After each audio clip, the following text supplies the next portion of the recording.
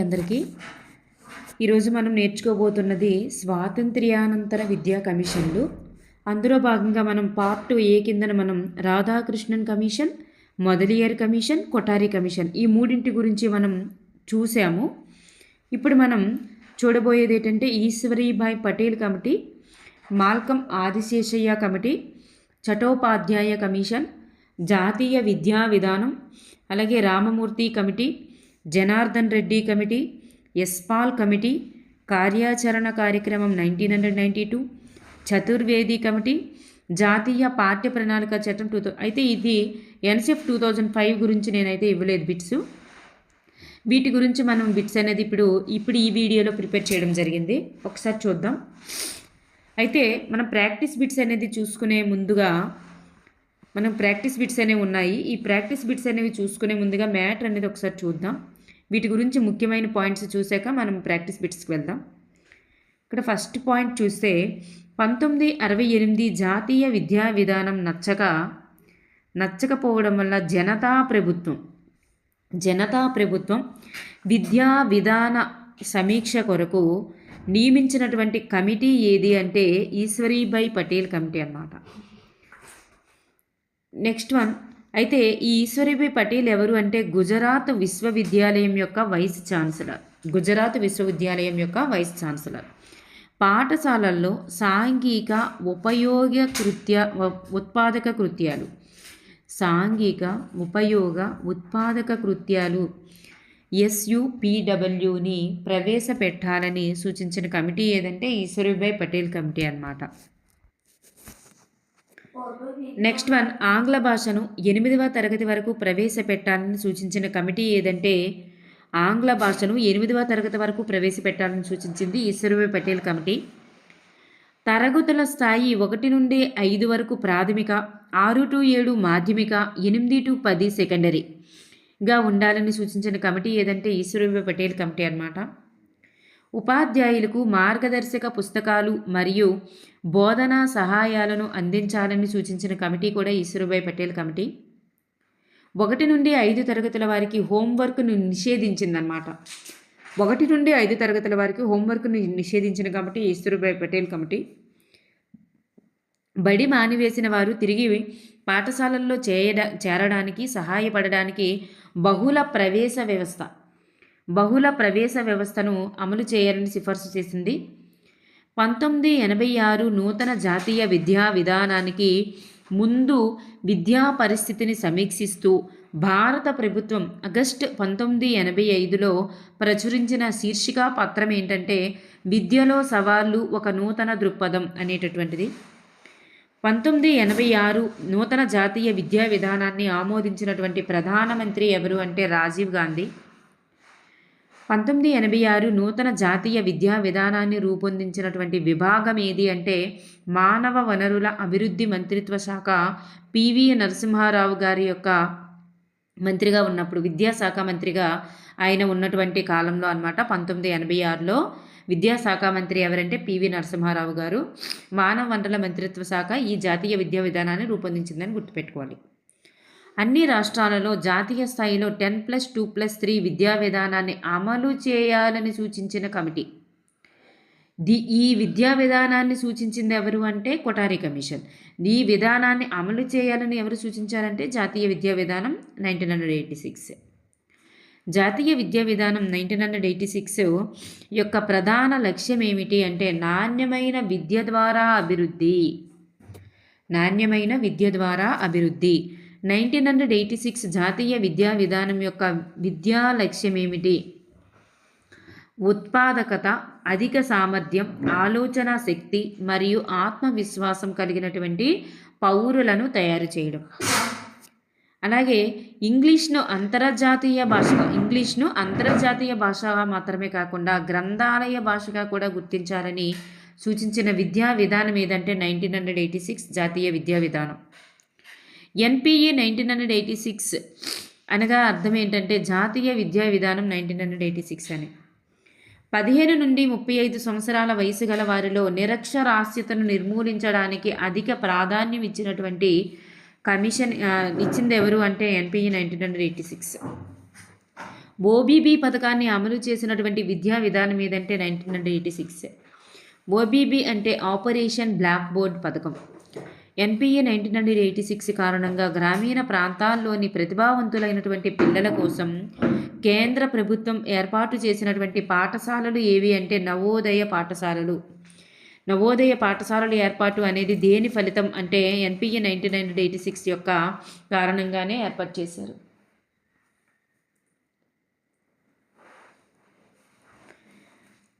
Next one, Indira Gandhi national open university IGNOU స్థాపించబడిన సంవత్సరం ఎప్పుడు అంటే 1985. ఉద్యోగాల నుండి డిగ్రీలను వేరు చేయడం అనేది ఈ విద్యా విధానం యొక్క ఫలితం. ఉద్యోగాల నుండి డిగ్రీలను వేరు చేయడం అనేది 1986 యొక్క ఫలితమే.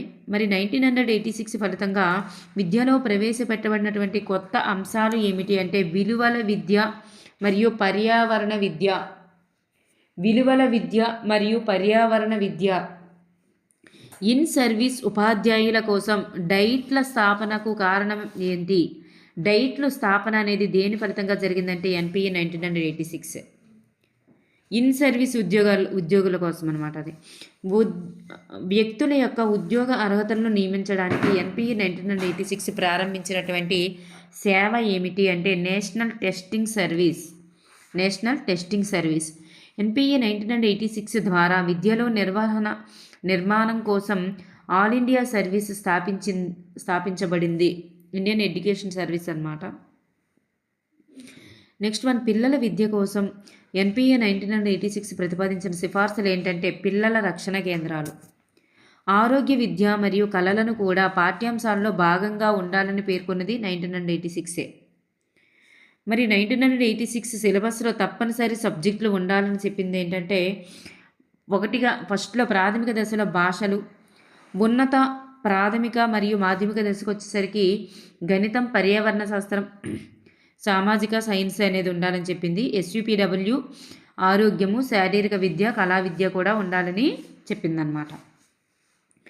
ఎన్పిఏ 1986 ప్రకారం ప్రాథమిక స్థాయిలో అనుసరించాల్సినటువంటి పద్ధతులు ఏమిటి అంటే పిల్లల కేంద్రీకృతం, విద్యార్థి కేంద్రీకృతం మరియు కార్యాచరణ ఆధారితంగా ఉండాలని చెప్పింది. శారీరక దండనను పూర్తిగా నిషేధించినటువంటి విద్యా విధానం ఏదంటే ఎన్పిఏ 1986.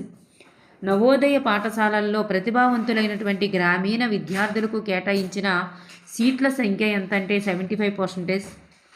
విద్యార్థుల పనితీరును మూల్యాంకనం చేసేటప్పుడు క్రీడలు, శారీరక విద్యను కూడా చేర్చాలని పేర్కొన్నది ఎవరంటే 1986.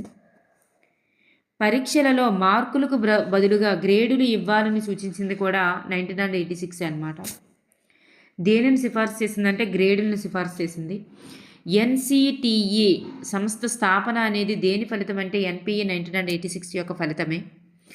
మరి 1986 మార్గదర్శకాల ఆధారంగా స్థాపించబడిన సంస్థలు ఏంటంటే Indian educational service, state advisory board, డైట్లు, జిల్లా విద్యామండళ్ళు, ఉన్నత విద్యామండలి, ఏఐసిటిఈ, ఎన్సిటిఈ, రాష్ట్ర ఉపాధ్యాయ విద్యామండలి అయినటువంటి ఎస్సిటిఈ. ఇవన్నీ కూడా ఎన్పిఈ మార్గదర్శకాల అనుగుణంగానే తరువాత ఏర్పాటు చేయడం జరిగింది. 1986 జాతీయ విద్యా విధానంకు మార్పులతో సవరించబడినటువంటి కొత్త జాతీయ విద్యా విధానం ఏది అంటే పిఓఏ 1992. పిఓఏ 1992 అన్నమాట సవరించబడింది. మరి స్కూల్ బ్యాగ్ బరువుపై నియమించబడినటువంటి కమిటీ ఏది? స్కూల్ బ్యాగ్ బరువుపై నియమించబడినటువంటి కమిటీ ఏదంటే ఎస్పాల్ కమిటీ. శ్రీ ఎస్పాల్ మాజీ యూజీసీ చైర్మన్గా పనిచేశారు. ఈయన 1993లో తన నివేదికను సమర్పించారు. ఓబీబీ పథకంలో భాగంగా ప్రతి పాఠశాలలో 3 గదులు, 3 ఉపాధ్యాయులు ఉండాలని సూచించింది ఎవరంటే 3 గదులు ఉండాలి, 3 ఉపాధ్యాయులు ఉండాలని సూచించింది ఏదంటే పిఓఏ 1992. ఎన్పిఏ 1992ను ప్రోగ్రామ్ ఆఫ్ యాక్షన్ కార్యాచరణ ప్రణాళిక, ప్రోగ్రామ్ ఆఫ్ యాక్షన్ పిఓఏగా పిలుస్తారు. జనాభా విద్య ప్రాథమిక మాధ్యమిక పాఠ్యాంశాల్లో అంతర్భాగంగా ఉండాలి. జనాభా విద్య అనేది అంతర్భాగంగా ఉండాలి అని సూచించింది ఎవరంటే 1992. పీ ఎన్పిఏ 1992 ప్రకారం జాతీయ ఆదాయం నుండి విద్యకు కేటాయించబడినటువంటి నిధుల శాతం ఎంత అంటే 6%. నియమించిన ఉపాధ్యాయుల్లో 50% మహిళలు ఉండాలని సూచించబడింది. ఎక్కడ అంటే పీఓఏ 1992లోనే 50% మహిళలు ఉపాధ్యాయ నియామకాలలో 50% మహిళలు ఉండాలని సూచించింది ఎవరంటే పీఓఏ 1992. ప్రతి సంవత్సరం 50 నవోదయ పాఠశాలల్ని స్థాపించాలి అని సూచించిందంట పీఓఏ. క్లాస్ పథకాన్ని సూచించిన విద్యా ప్రణాళిక కూడా పీఓఏ. ఎన్సిటిఈ ఏఐసిటిఈకి స్వయం ప్రతిపత్తి మరియు చట్టబద్ధమైనటువంటి హోదాను సూచించినటువంటి ప్రణాళిక కూడా పీఓఏ. విద్యారంగంలోని సమస్యలను పరిష్కరించడానికి విద్యా ట్రిబ్యునల్లను ఏర్పాటు చేయాలని సూచించింది ఎవరంటే జనార్దన్ రెడ్డి విద్యా కమిటీ. పిల్లల స్కూల్ బ్యాగ్ బరువుపై నివేదిక ఇచ్చినటువంటి కమిటీ ఏదంటే ఎస్పాల్ కమిటీ. మొదటి విశ్వవిద్యాలయ కమిషన్ స్థాపించబడిన సంవత్సరం ఎప్పుడంటే 1902. భారత విశ్వవిద్యాలయాల చట్టం స్థాపించబడింది 1904. ఓబీబీ పథకాన్ని ఉన్నత ప్రాథమిక స్థాయికి విస్తరించాలని సూచించిన కమిటీ ఏదంటే జనార్దన్ రెడ్డి కమిటీ. ఉస్మానియా విశ్వవిద్యాలయం స్థాపించబడిన సంవత్సరం ఎప్పుడంటే 1918. ఇవన్నీ కొంచెం ఈ 3 బిట్లు కూడా మనకి పేపర్లో వచ్చిన గత వీడియోస్లో రిపీట్ అయినవేనండి. ఇది మళ్ళీ మనకి వచ్చేసాయి. నెక్స్ట్ మనం చూస్తే విద్యారంగంలో సమస్యలను పరిష్కరించడానికి విద్యా ట్రిబ్యునల్లను ఏర్పాటు చేయాలని సూచించింది ఎవరంటే జనార్దన్ రెడ్డి కమిటీ అనమాట 1991.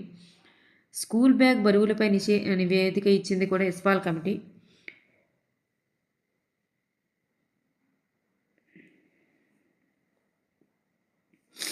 నెక్స్ట్ వన్, ప్రతి రాష్ట్రంలో కూడా ఉన్నత విద్యా మండలిని ఏర్పాటు చేయాలని సూచించిన కమిటీ ఏదంటే Janardhan Reddy committee.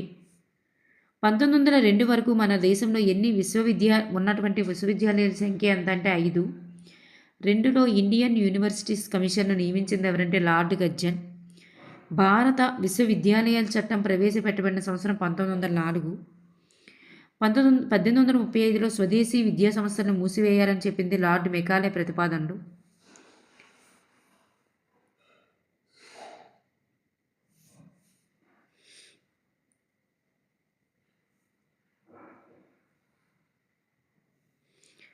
Next one, Delhi.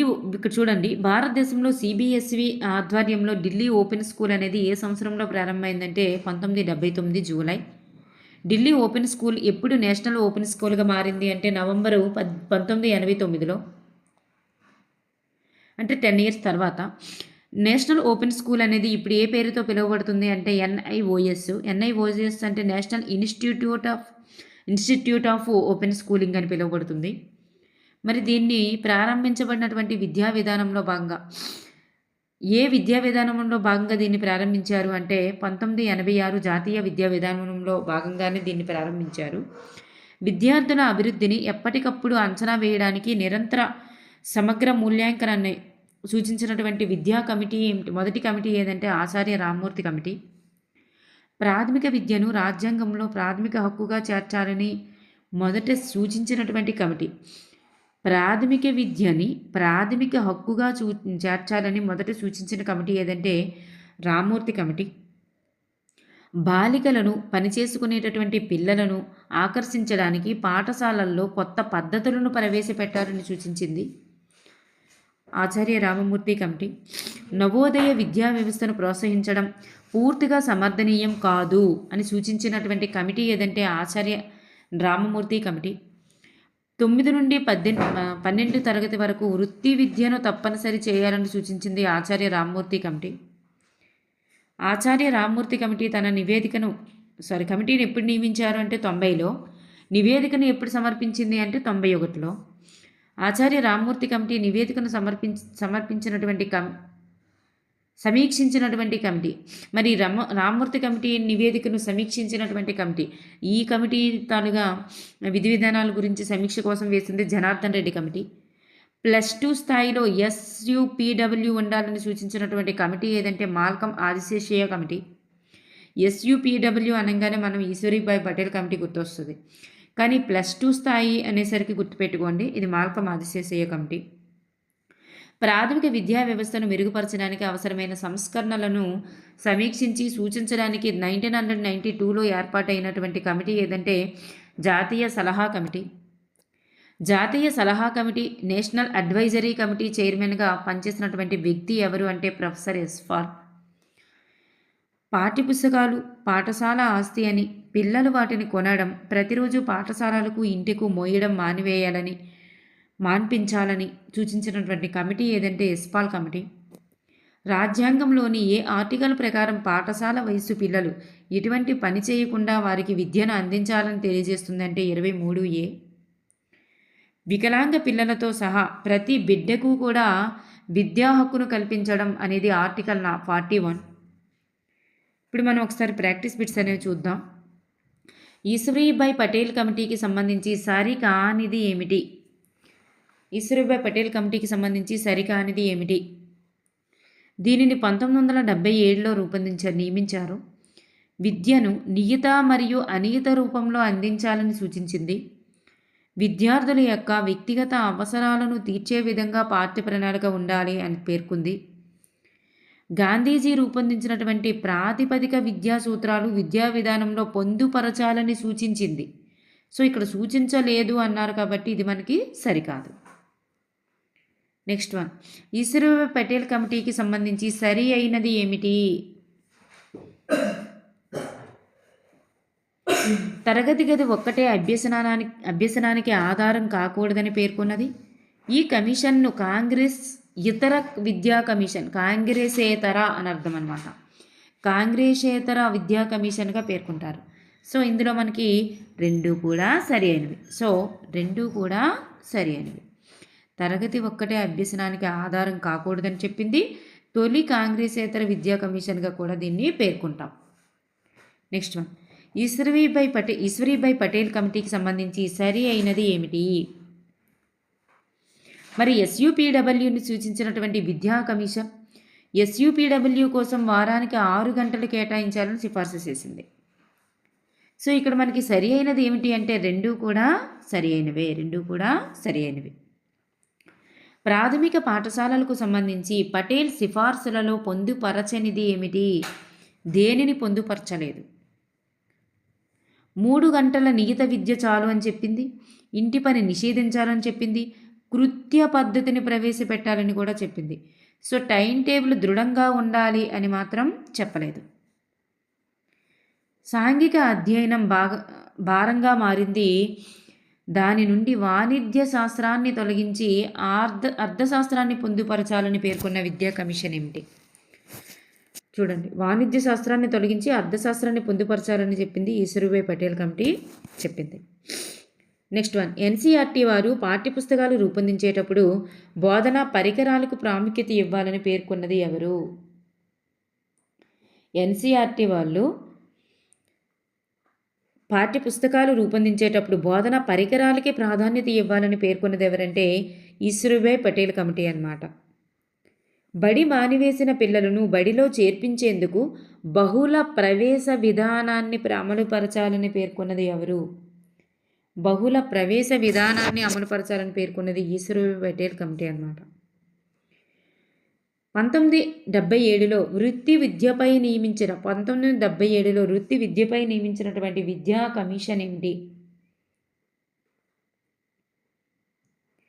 Option 1 is right answer, Malcolm Adiseshiah committee.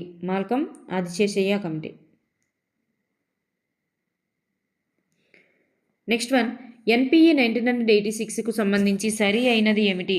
NPE 1986కి సంబంధించి సరి అయినది ఏమిటి? ఎన్పిఈ 1986 జాతీయ విద్యా విధానాన్ని రూపొందించినటువంటి ప్రధానమంత్రి ఎవరు అంటే రాజీవ్ గాంధీ. 1986 జాతీయ విద్యా విధానాన్ని నాటి కేంద్ర విద్యాశాఖ మంత్రి ఎవరు అంటే పివి నరసింహారావు. సో రెండింటిలో సరి అయినది ఏమిటి? ఆప్షన్ 2, 3 ఈజ్ రైట్ ఆన్సర్, రెండు కూడా సరి అయినవి. 1986 జాతీయ విద్యా విధానాన్ని ఏ పేరుతో పార్లమెంటులో ప్రవేశపెట్టారు? విద్యారంగంలో సవాళ్ళు భవిష్యత్తు, విద్యారంగంలో సవాళ్ళు భవిష్యత్తు అనే పేరుతో ప్రవేశపెట్టడం జరిగింది. నెక్స్ట్ వన్, ప్రస్తుతం దేశంలో అమలులో ఉన్నటువంటి 10+2+3 10+2+3 విధానాన్ని అమలు చేసినది ఎవరు? 10+2+3 విధానాన్ని అమలు చేసినది NPE 1986. చూడండి, ఈ విధానాన్ని సిఫార్సు చేసింది అయితే కొఠారి, కానీ అమలు చేసింది ఎవరు అంటే 1986. 1986 సంబంధించి సరి అయినది ఏమిటి?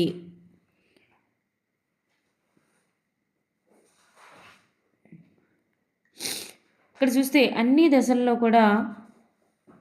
దశలలో కూడా విద్యార్థులు నేర్చుకోవలసిన కనీస అభ్యసన స్థాయిల్ని రూపొందించాలని జాతీయ విద్యా విధానం 1986లో పొందుపరిచారు. జాతీయ పాఠ్య ప్రణాళిక చట్టం ఆధారంగా దేశవ్యాప్తంగా కామన్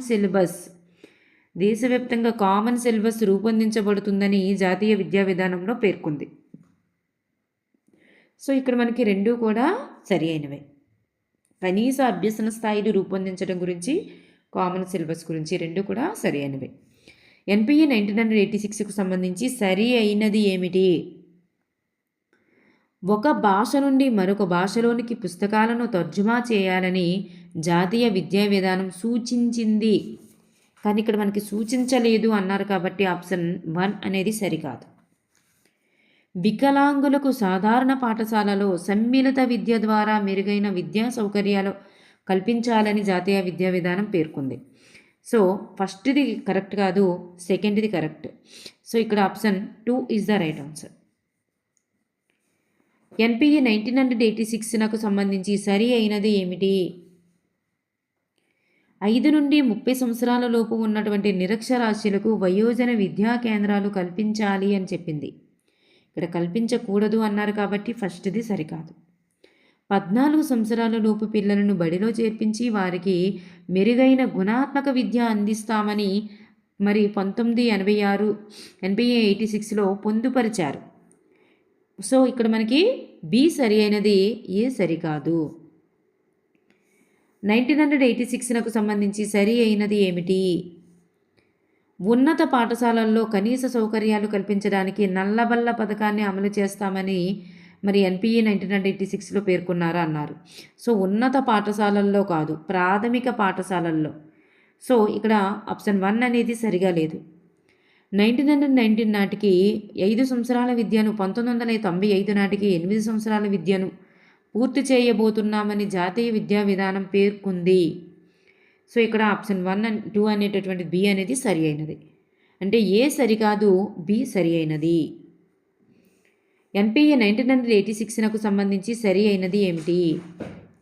1990 నాటికి 10% మంది విద్యార్థులను, 95 నాటికి 25% మంది విద్యార్థులను వృత్తి విద్య వైపు మళ్లించాలని 1986లో పేర్కొన్నారు.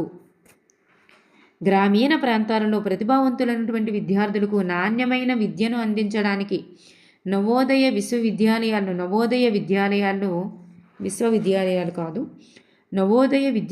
విద్యాలయాలను దేశవ్యాప్తంగా తెరవాలని సిఫార్సు చేసింది.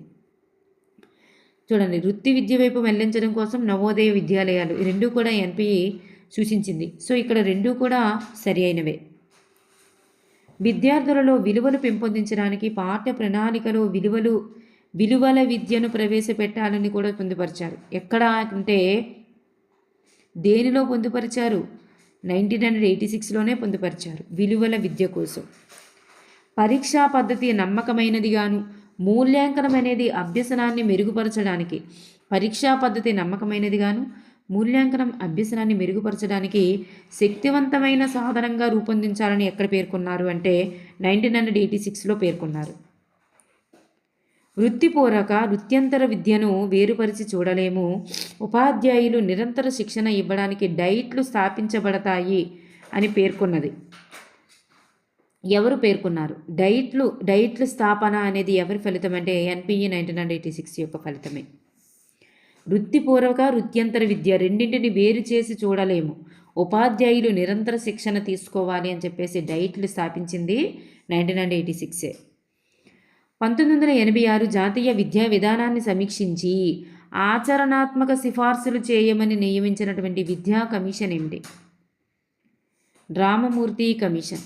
ఆచరణాత్మక సిఫార్సులు చేయమని సూచించింది రామమూర్తి కమిషన్. అంటే 1986 యొక్క విద్యా విధానాన్ని సమీక్షించేందుకు ఏర్పాటైంది రామమూర్తి కమిషన్. రామమూర్తి కమిషన్ తర్వాత వచ్చినవే అనమాట, ఒకటొకటి వస్తాయి చూద్దాం. రామమూర్తి కమిటీకి సంబంధించి సరైనది ఏమిటి? ఇది 1990 మే 7న నియమించారు. తన నివేదికను కేంద్రానికి 91లో సమర్పించింది. ఉద్యోగానికి డిగ్రీకి ఉన్న లంకెను తొలగించాలని సూచించిందనమాట. సో పైవన్నీ కూడా సరి అయినవి. రామమూర్తి కమిటీకి సంబంధించి సరి అయినది ఏమిటి?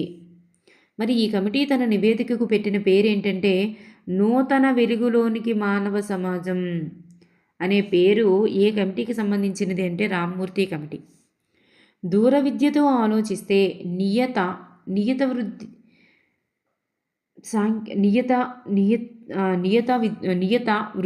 సాంకేతిక విద్య అనే, చూడండి ఇక్కడ నియత 2 times వచ్చింది.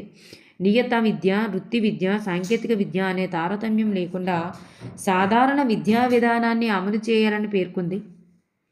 మనిషికి జాతీయ వనరుగా భావించకుండా అతడిలో మానవత్వాన్ని విడిపించే విధంగా విద్యా విధానం ఉండాలని కూడా సూచించింది. సో ఇక్కడ పైవన్నీ కూడా సరి అయినవి. విద్యకు రాజ్యాంగం హక్కు కల్పించి పూర్వ ప్రాథమిక విద్యను ఆదేశ సూత్రాలలో పొందుపరచాలని సూచించిన విద్యా కమిషన్ ఏమిటి? పూర్వ ప్రాథమిక విద్యను ఆదేశ సూత్రాలలో పొందుపరచాలని సూచించింది రామమూర్తి కమిషన్.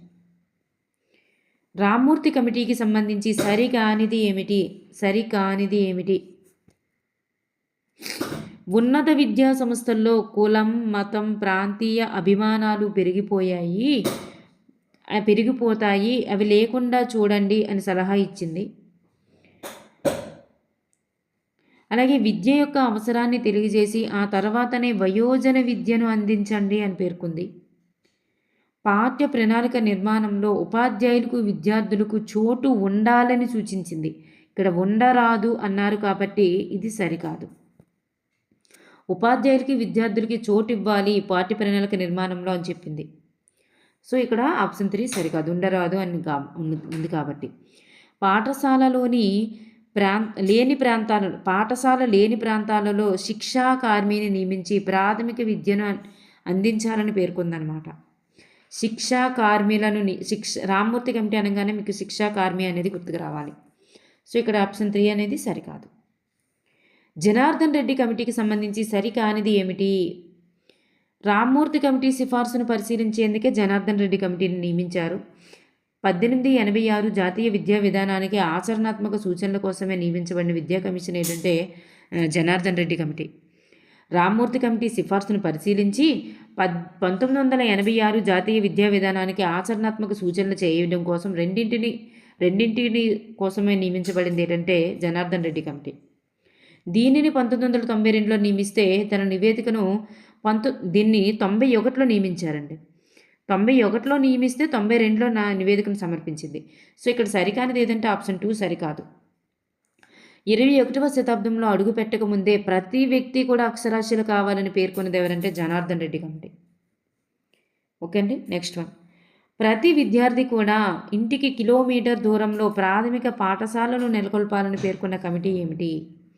ప్రతి విద్యార్థి ఇంటికి కిలోమీటర్ దూరంలో ప్రాథమిక పాఠశాలలు ఉండాలని పేర్కొన్నది జనార్దన్ రెడ్డి కమిటీ. ఈ క్రింది వానిలో జనార్దన్ రెడ్డి విద్యా కమిటీ పేర్కొనని సిఫార్సు ఏమిటి? దేనిని పేర్కొనలేదు? 1 నుండి 5 తరగతుల బడి మానివేసిన పిల్లల సంఖ్యను 40 నుండి 20 తగ్గించాలని పేర్కొంది. 1 నుండి 8 తరగతుల బడి మానివేసిన పిల్లలను 60 నుండి 40కి తగ్గించాలని పేర్కొంది. స్కూల్ కాంప్లెక్స్లను ఏర్పాటు చేయాలని పేర్కొంది. ప్రాథమిక ఉన్నత పాఠశాలల నిష్పత్తి 1:4 నుండి 1:8కి పెంచాలని సూచించింది అన్నారు. ఇది రాంగ్ అన్నమాట. ఆప్షన్ 4 అనేది సరికాదు. స్కూల్ బ్యాగులపై ఏర్పాటైనటువంటి ఎస్పాల్ కమిటీని ఎప్పుడు నియమించారు? స్కూల్ బ్యాగులపై ఏర్పాటైనటువంటి ఎస్పాల్ కమిటీని ఎప్పుడు నియమించారంటే 1992లో నియమించారు. 1993లో ఎస్పాల్ కమిటీ ఏ పేరుతో నివేదికను కేంద్రానికి సమర్పించింది? అంటే భారం లేని అభ్యసనం అనే పేరుతో కేంద్రానికి సమర్పించింది. యశ్పాల్ కమిటీకి సంబంధించి క్రింది వాణిలో సరి అయినది ఏమిటి? యశ్పాల్ కమిటీకి సంబంధించి క్రింది వాణిలో సరి అయినది ఏమిటి? ప్రాథమిక స్థాయిలో స్కూల్ బ్యాగులు మరియు ఇంటి పనిని నిషేధించాలని పేర్కొంది. పాఠ్య పుస్తకాలను ఆస్తిగా భావించి ఇంటికి బడికి తిప్పడం మానుకోవాలని కూడా సూచించింది. ప్రాథమిక తరగతులలో ఎలాంటి పరీక్షలు ఇంటర్వ్యూలు నిర్వహించరాదని కూడా పేర్కొంది. సో పైవన్నీ కూడా సరి అయినవన్నమాట. 1993లో నూతన పాఠ్యపుస్తకాల మార్పిడికి ఆధారమైనటువంటి కమిషన్ ఏమిటి? నూతన పాఠ్యపుస్తకాల మార్పిడికి ఆధారమైన కమిషన్ ఏంటంటే యశ్పాల్ కమిషన్. ప్రాథమిక స్థాయిలో 3Rని అధికంగా చేయిస్తున్నారు. అది ఒక రకంగా పిల్లలను హింసించటమే. దానిని నివారించాలని సూచించిన విద్యా కమిషన్ ఏమిటి? Option 4 is right answer, Yashpal commission. 1986 జాతీయ విద్యా విధానాన్ని అమలు చేయడం కోసం తీసుకువచ్చిన ఆచరణ కార్యక్రమాన్ని పార్లమెంట్ అనేది ఎప్పుడు ఆమోదించింది? 1986 జాతీయ విద్యా విధానాన్ని అమలు చేయడం కోసం తీసుకువచ్చిన ఆచరణ కార్యక్రమాన్ని పార్లమెంట్ ఎప్పుడు ఆమోదించిందంటే 1992లో ఆమోదించింది. ఈ క్రింది వానిలో ఆచరణ కార్యక్రమం 1992లో పేర్కొననిది ఏమిటి? దేనిని పేర్కొనలేదు?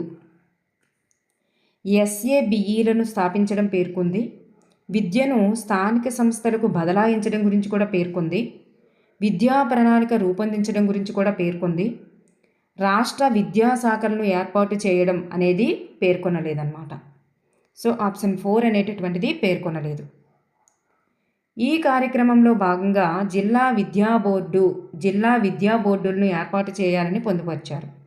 ఏ కార్యక్రమంలో భాగంగా జిల్లా విద్యా బోర్డులను ఏర్పాటు చేయాలని పొందుపరిచారు అంటే POA 1992లో భాగంగా ఏర్పాటు చేయాలని పొందుపరిచారు.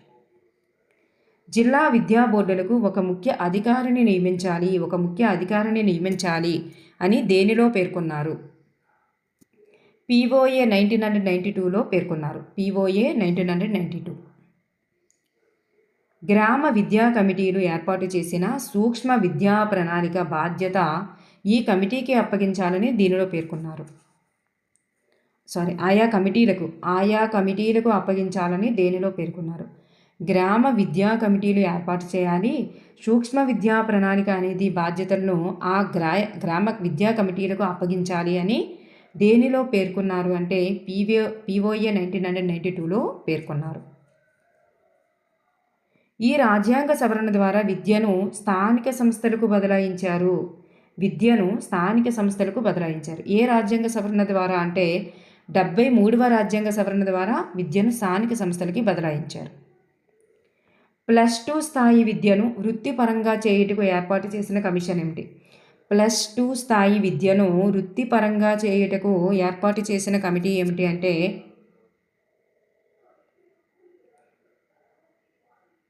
Malcolm Adiseshiah committee.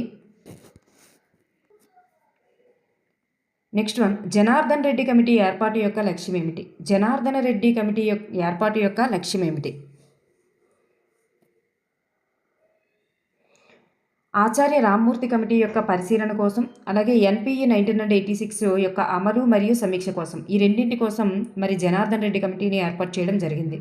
సో పై 2 అనేది రైట్ ఆన్సర్స్. ఆచార్య రామ్మూర్తి కమిటీ ఏర్పాటు అనేది దీనికి చెందినది.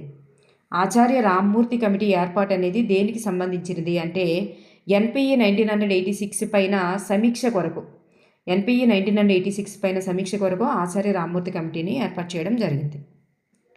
జనార్దన రెడ్డి కమిటీ సూచనలకు భిన్నంగా ఉన్నది ఏమిటి?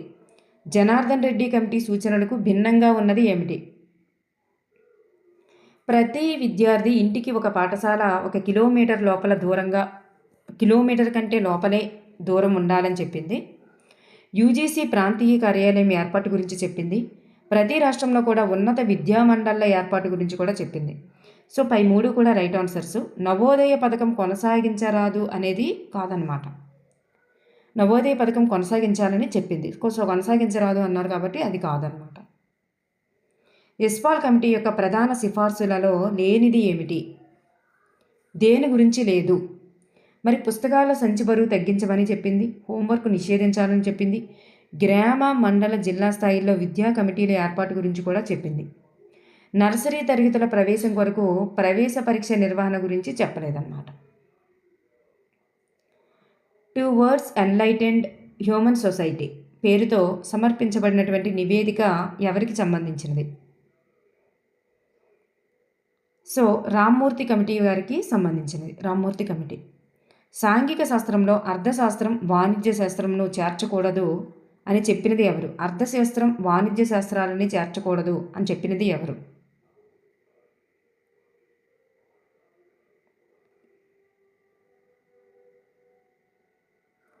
ఇస్రూవి పటేల్ కమిటీ అన్నమాట. సో ఇక్కడ సాంఘిక శాస్త్రంలో అర్థశాస్త్రానికి బదులుగా వాణిజ్య శాస్త్రాలు అంటే అర్థశాస్త్రం వాణిజ్య శాస్త్రాలను చేర్చకూడదని చెప్పింది. నెక్స్ట్ వన్, ప్రతి ప్రాథమిక పాఠశాలల్లో 3 ఉపాధ్యాయులు 3 రూములు ఉండేటట్లు ఓబీబీసీని విస్తరించి ప్రతి తరగతికి ఒక టీచర్ ఉండేలా చర్యలు తీసుకోవాలి. ఉపాధ్యాయ నియామకాల్లో 50% స్త్రీలు ఉండాలని చెప్పినది ఎవరంటే సవరించిన కార్యక్రమం 1992 అన్నమాట. హయ్యర్ సెకండరీ విద్యార్థులకు 1994కి 10%, 1995 నాటికి 25% మందికి వృత్తి విద్యా కోర్సులు చదవడానికి అవకాశాలు కల్పించాలని సూచించినది ఎవరు? హయ్యర్ సెకండరీ విద్యార్థులకు 1994 నాటికి 10%, 95 నాటికి 25% మందికి వృత్తి విద్యా కోర్సులు చదవడానికి అవకాశం కల్పించాలని సూచించింది ఎవరంటే 1986 అన్నమాట. నల్లబల్ల పథకంను ప్రతిపాదించింది ఎవరు? నల్లబల్ల పథకంను ప్రతిపాదించినది అది కూడా 1986 అన్నమాట. పాఠశాలల్లో సైన్స్ కోర్సుల నిర్వహణ, ఉపాధ్యాయుల లభ్యత, ప్రయోగ సౌకర్యాలు లేనప్పుడు ప్రత్యామ్నాయ కోర్సులను రూపొందించాలి అని తెలియజేసిన కమిటీ ఏమిటి?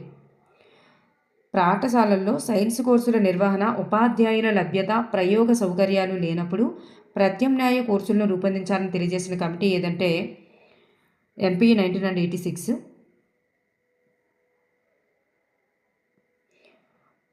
పాఠ్య ప్రణాళిక స్థానిక పరిస్థితుల ప్రకారం తయారు చేసుకోవాలి అంటూ ప్రాథమిక తరగతులకు దృఢమైన టైం టేబుల్ ఉండనక్కరలేదు అని తెలియజేసిన కమిషన్ ఏది అంటే ఎన్పిఈ 1986. మాధ్యమిక విద్యను ప్రాథమిక హక్కుగా చేయాలని సిఫార్సు చేసిన కమిటీ ఏమిటి? మాధ్యమిక విద్యను ప్రాథమిక హక్కుగా చేయాలి అని సిఫార్సు చేసినటువంటి కమిషన్ ఏదంటే రామమూర్తి కమిషన్. 1993 జూలై 15 ఇస్పాల్ కమిటీ తన నివేదికను కేంద్ర మానవ వనరుల మంత్రిత్వ శాఖ సమర్పించింది. మరి దీని యొక్క టైటిల్ పేరేమిటి? 1993 జూలై 15న ఇస్పాల్ కమిటీ కేంద్ర మానవ వనరుల మంత్రిత్వ శాఖకి తన నివేదికను సమర్పించింది. దీని యొక్క టైటిల్ పేరేమిటి? భారరహిత అభ్యసనం. భారరహిత విద్యా అభ్యసనం. భారం రహిత విద్యా అభ్యసనం. పాఠశాల స్థాయిలో కనీస అభ్యసన స్థాయిని నిర్ణయించడమే కాకుండా వీటిని క్రమంగా సెకండరీ తరగతులకు కూడా విస్తరించాలి. ప్రాథమిక స్థాయిలో కనీస అభ్యసన స్థాయిని నిర్ణయించడమే కాకుండా వీటిని సెకండరీ తరగతులకు కూడా విస్తరించాలని సూచించిన కమిటీ ఏదంటే ఎస్పాల్ కమిటీ అన్నమాట. శిక్షాకార్మి అని పేరు వినగానే మీకు గుర్తుకు రావాల్సింది ఆచార్య రామ్మూర్తి కమిటీ. సో ఈ శిక్షాకార్మి పేరుతో గ్రామీణ ప్రాంతాలలో విద్యా సహాయకులను నియమించాలని సిఫార్సు చేసింది ఎవరంటే రామ్మూర్తి కమిషన్ అన్నమాట. Thank you for everyone.